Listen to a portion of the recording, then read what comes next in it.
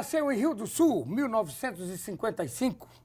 Ele é filho de João Domingos e Shirley Dolores. Tem 2 irmãos, Roberto Carlos e Dulcineia, casado com Elis. Pai de Roberta, médica, Joana, advogada, médico, católico, botafoguense e havaiano. Como hobby, qualquer esporte. Prato preferido, cheio e bem grande. Bebida, água e muito suco. Música popular. Admira a honestidade e detesta a mentira. É o estimado João Carlos Cedrez, o nosso doutor Cedrez, médico urologista, já esteve na boca do povo outrora em muitas oportunidades, falando da urologia, mas também muito de esporte, porque ele é um apaixonado também por esporte. Mas hoje nós vamos conversar com o estimado doutor Cedrez para falar da urologia. Essa especialidade médica, né, que trata aí do aparelho urinário masculino, feminino, das doenças da próstata, do rim, da uretra, da disfunção erétil, das doenças venéreas, enfim, esses cânceres que a gente se depara todos isso com notícias ruins e que nem sempre é uma sentença de morte. Muita coisa evoluiu na medicina e muita novidade nós temos para conversar.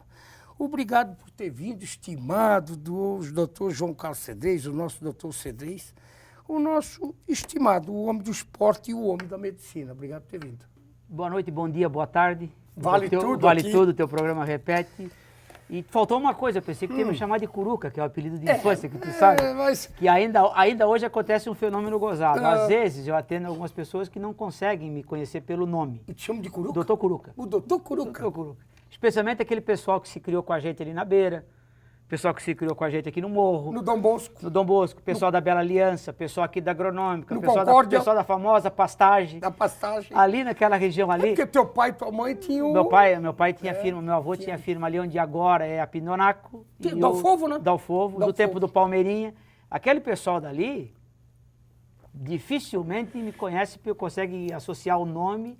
É o Curuca ainda, graças a Deus que as amizades ficaram. Nós que te conhecemos há muitos e muitos anos. Do tempo de Londres, do Havaí. No futebol te chamamos de Curuca.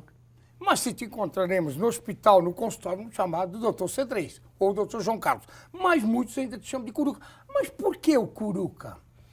Na verdade, assim, quando eu nasci, o programa que fazia mais sucesso no Brasil era o famoso Balança Mas Não Cai. Um programa de rádio em que tinha o primo pobre e o primo rico. O primo pobre era o Brandão Filho, o primo rico era o Paulo Gracindo. Isso depois acabou indo para a televisão também com o primo pobre e com o primo rico. E naquela época que eu nasci, o meu avô, Alfredo Dalfovo, que era um gozador emérito. Que leva o nome da escola, né? O nome da escola era um gozador emérito. Quando eu nasci com um peso um pouquinho assim acima dos 4 quilos. Ah, já nasceu gordinho? Já nasceu gordinho. E existia um personagem que era o filho do primo pobre, que era o Curuquinha, que tinha nascido mais ou menos com umas 300 gramas, que quando ele caiu da mão da parteira, ele foi fazendo assim, até cair no chão. Adivinha qual foi o apelido que o meu avô me botou? Curuquinha. Curuquinha. E aí ficou.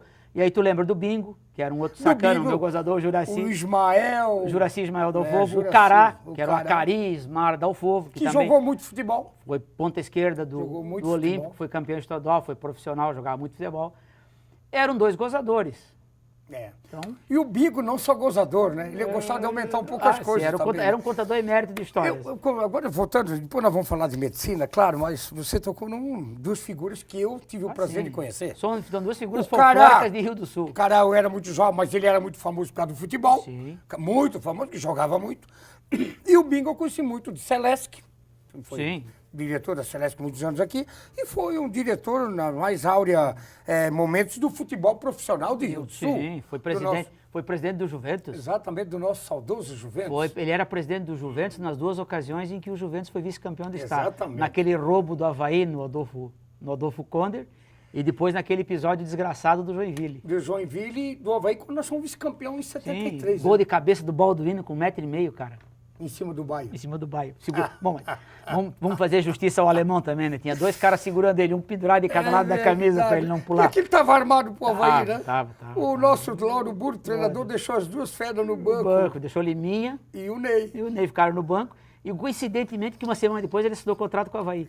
E o nosso Bingo, nosso Juracismo Eudalfo, tem mais um detalhe importante. Ele foi provedor do Hospital Cruzeiro. Foi também, durante muitos anos. Também, né? Muitos De anos. saudosa memória. Olha, era uma figura diferenciada. Sim. Com todos os seus, as suas caçadas, que ele gostava muito na época, e que podia. Ele gostava de aumentar um pouquinho, mas ele era uma figura folclórica, uma figura querida. Eu gostava muito de conversar com ele. Era um personagem fantástico. Assim como também quem teve o prazer de conversar com o Cará. Com o Cará, né? O Cará, eu morou em Porto Belo muitos anos, né? Ele foi muitos anos em Porto Belo. Mas enfim, a gente conheceu, e como a gente conhece muito o teu estimado, a tua mãe de saudosa memória, a gente ouviu falar muito e não conhecia, foi professora, né?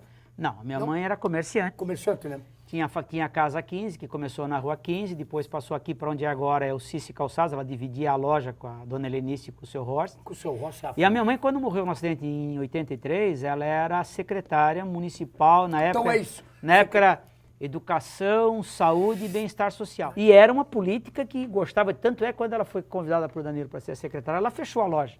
Ela virou só política. Ela é uma das fundadoras e foi a mantenedora do orfanato lá do famoso Clube das Lãs do Ar na Menina Desamparada durante muitos e muitos anos, e ela ajudou Tem uma história bonita lá dentro. Ajudou a construir aquilo lá tudo, aquele negócio todo, e morreu num acidente no centro de Rio do Sul. No centro de Rio do Sul. Na esquina da minha casa. Eu me lembro. Morreu num acidente de trânsito, mas era uma pessoa, e a minha mãe gostava muito de política. Ela era política, sim. Coisa que o seu João, teu pai, não, né? Não, mas assim, o pai dela, o avô dela, era o Silvio Scos, amigo pessoal do Nereu Ramos. Nereu Ramos, quando vinha a essa região aqui, se hospedava na casa dele. Presidente da República? Sim, Nereu Ramos, Lagiano? Nereu Ramos, quando vinha para essa região fazer campanha, dormia na casa do Silvio Scos, que era o avô, que era o pai da minha avó, que era o avô da minha mãe. E o meu avô, o Alfredo Alfovo, ele morreu no dia das eleições de 1960, morreu dia 3 de outubro de 60, infartou sendo mesário de uma mesa de... Na época, como é que chamava-se? Essas mesas onde captava os votos. O escrutínio. Se fazia o escrutínio. Em Taió. Em Taió.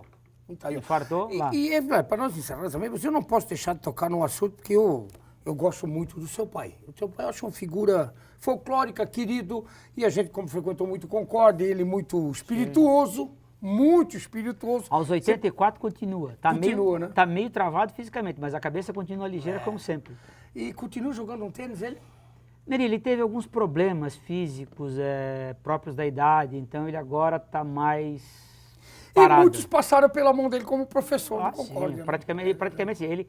A primeira, assim, meu pai e minha família tem uma história com o esporte muito interessante.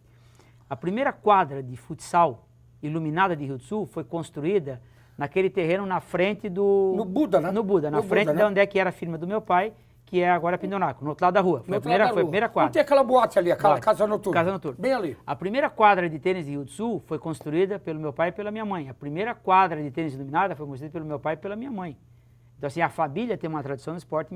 A minha mãe, por exemplo, ela foi campeã dos Jogos Abertos, jogando bolão da bola grande, fazendo parte da equipe de tiro masculina de Rio do Sul, que ela tirava muito bem, ela era... Entendeu? E participou de Jogos Abertos jogando tênis também.